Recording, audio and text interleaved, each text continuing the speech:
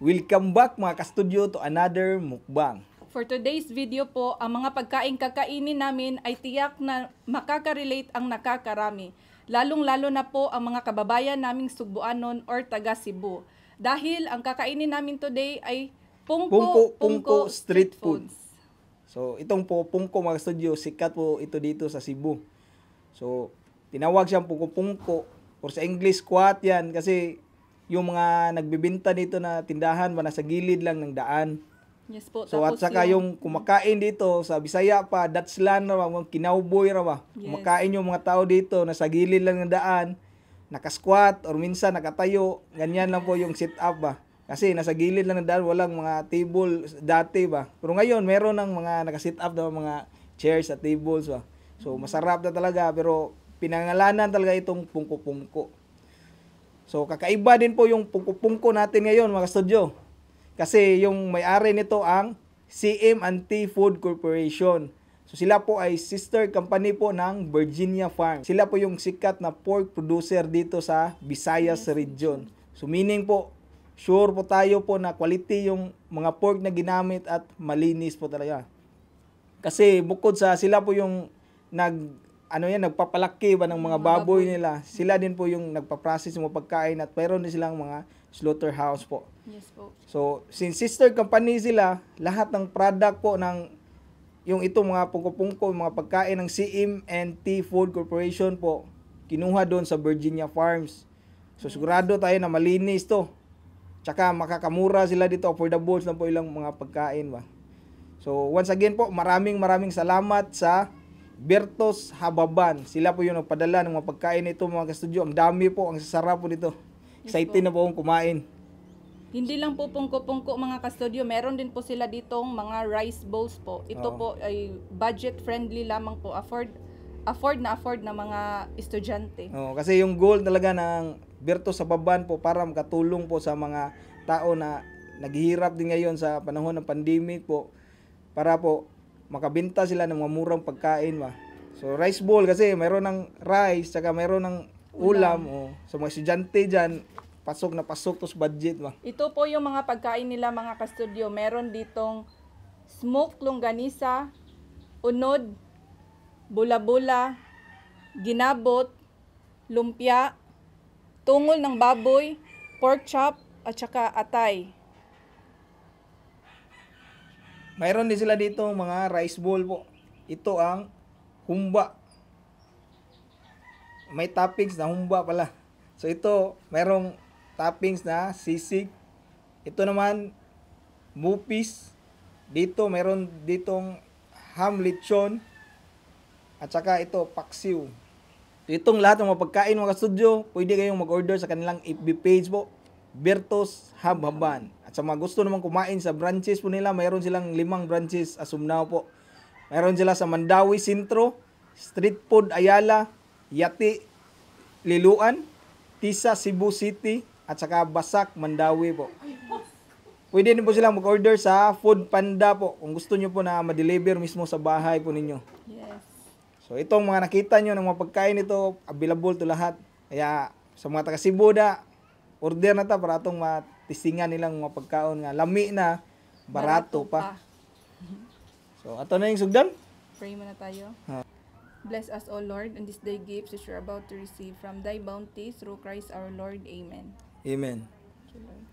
So once again mga ka-studio, magpapasalamat po kami sa Bertos Hababan sa mga pagkain po na pinadala nila sa amin. Maraming salamat po, Bertos Habhaban. Naku, mukhang sarap to mga studio at ang dami nito, hindi ko alam kung maubos ba natin mang. Yes po, ang dami ng Pero excited na ako kasi matagal na din ako hindi nakain ng pungko-pungko ba. Yes. So sa mga Manila dyan na mga kakilala namin ba at sa mga ibang mukbanger na nagtatanong kung ano ba yung pungko-pungko, ito na po yun. Ito yung mga pagkain sa pungko-pungko. Yes. So tara, simulan natin to. Dito tayo magsimula sa ginabot. Slow na mo. Natin. So, Pumaris talaga nito yung sibuyas talaga. Suka at sibuyas ba. Kain po tayo. kain po tayo.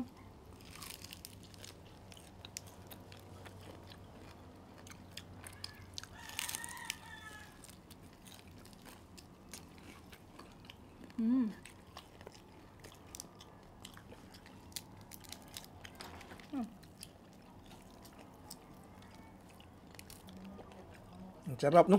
Hmm.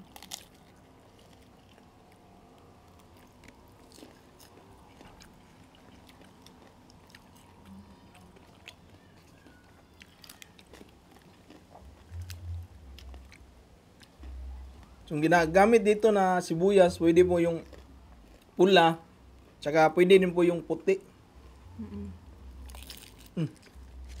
Puso pang. Mm.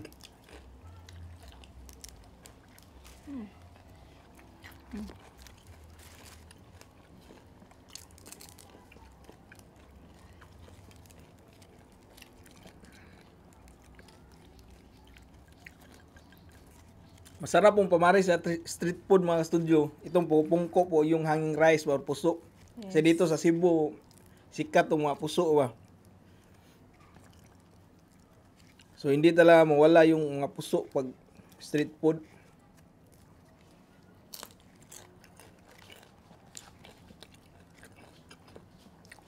Pwede rin natin siya ito-sausaw sa suka. Hmm.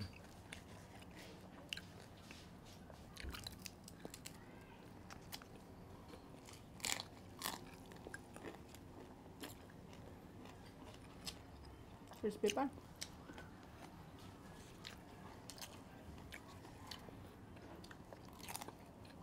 Ang sarap mang. Hmm. Yung suka nila ginamit nga dito, suka po na tumba.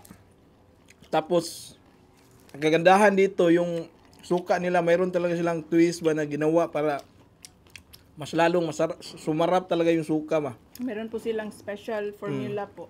Nga galing na talaga sa Berto sa Baban lang ba Matitikman.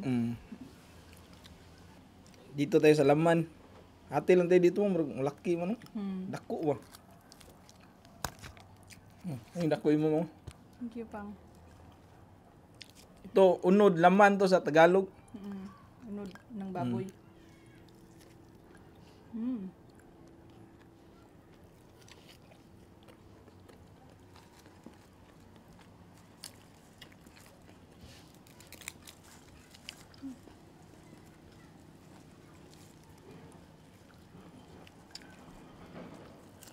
Sa mga hindi mahilig ng mataba po, ito po yung para sa inyo.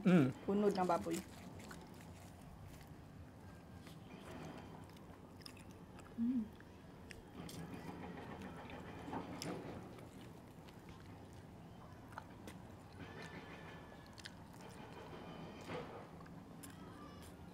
Hindi pa.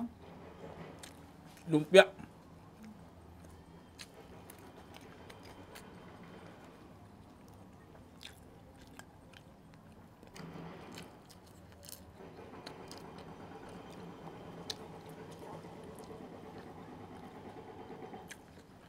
Itong lumpia nila mga studio, crispy to siya pero ngayon hindi na crispy ba o kasi medyo malayo yung binyahe nila no. So magpasalamat din kami mga studio sa marketing team po. Maraming salamat sa pagpadala talaga. Gihatod gid diri mismo sa amuang balay.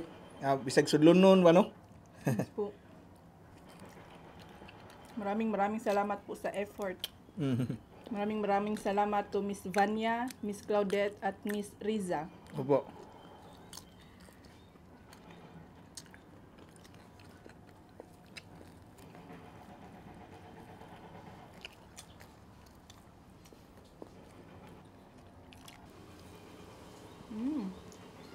Minty pang. Malambot no? Yung bula-bula niya, no? Sobrang meaty man. Sarap ng bula-bula.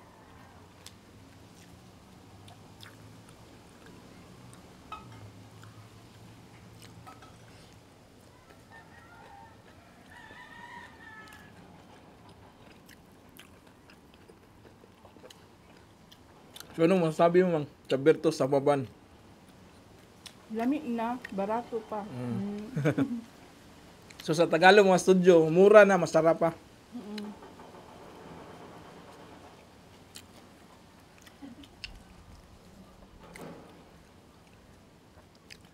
Sa ngayon kasi, yung Berto sa Baban ba, yung branches nila nasa Cebu pa.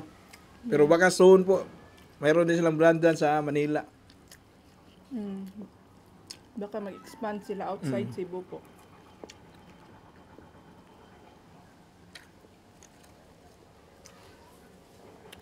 Thank you, Pang.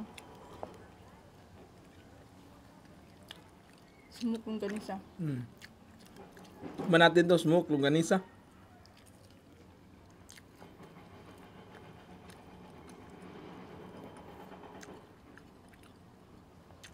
Masarap din mo. Namis.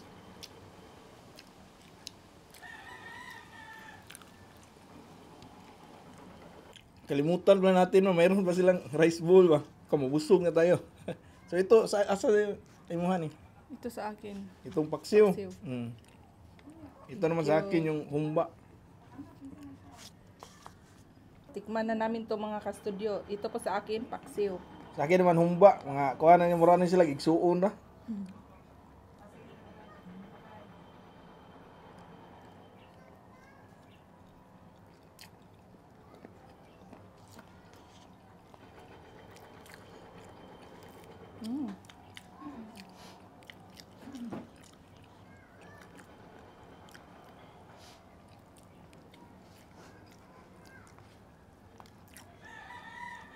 Ang kagandahan po nito, meron na siyang rice, meron na din pong ulam. Tsaka sa laki nito pang parang busog ka na talaga kapag makakaubos ka ng isang ganito. Gidasok mo kung mayo ang kuhan ba? Rice ba? Daghan gani siya. Gidasok kung mayo, no? Sumura na siya gamay, tanawon. Pero kuhan gani siya, dasok kay bang rice. Sa iyo itong kuhan, no? Pork chop. Thank you, Pang. Ikman ko itong tungol. Ano yung say? Pork chop po. Ito sa akin, tungol ng baboy.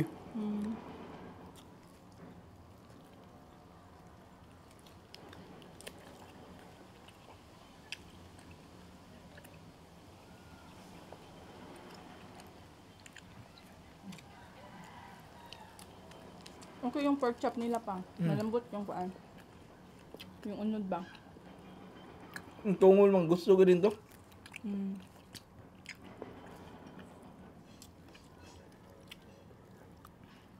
Hindi siya yung masyadong dry na gani. Yung masyadong dry na over yun sa kuhan ba? Sa fry ba? Frying.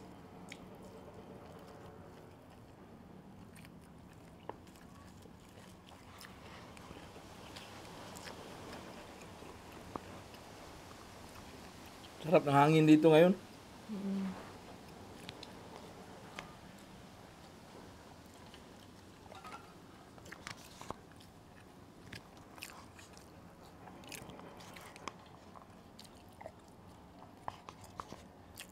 Yung atay mo, pa na itong tudaw eh. Atay ito, no? Atay lang tayo dito. Uy, ang lambot ah. Tikman ko to.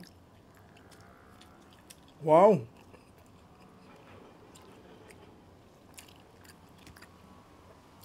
Sarap. Dasan sa atay kasi kapag piniprito ba, tumitiga siya ba? Itong sa kanila malambot. Di ba? Kaya hindi gusto ni Mrs. itong atay kasi matigas kasi ba. Dito malambot pala. Sorry. Ang sarap niya bang.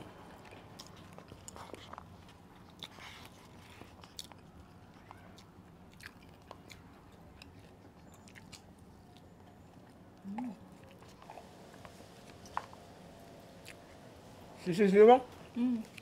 Thank you, Pang. Ito sa akin po, bupis. Ba natin itong bupis. Akin po, sisig.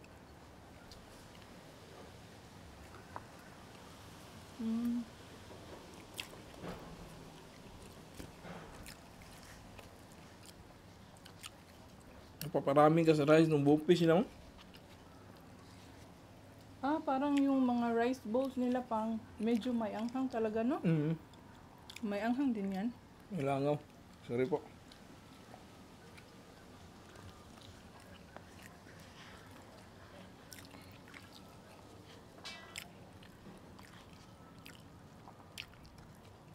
Sarap dito kuha nila mang bupis ba?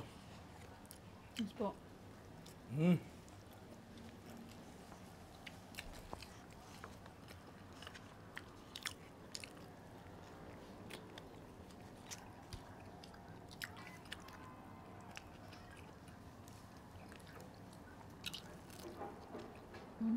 Meron din pa silang bago na product, no?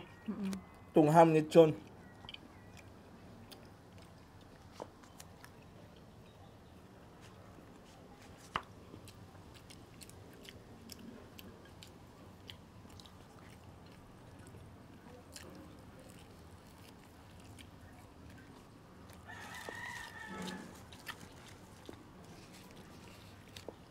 Nagustuhan ko yung kuan nila pang pork chop ba. Mm. Malambot lang.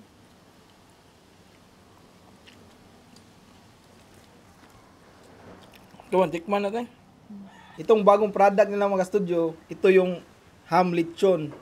Parang kombinasyon siya ba ng ham at saka lechon. So mayroon pala kaming video nito next week po. Yung buo na talaga. So ipapakita natin po doon. Ito kasi rice bowl ng ham lechon na cut na po siya into pieces ba. So abangan nyo po yung buo nito. Yes po. Buong lechon na ham. So tikman natin mang. Ikaw mo, kuha ka mang. Ako.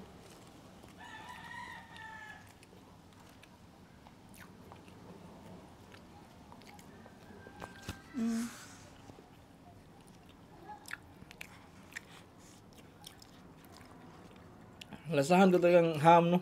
Parang lechon. Yung amoy niya pang Hmm. parang ham talaga. Excited ako matikman ang buong lechon nito. Mm.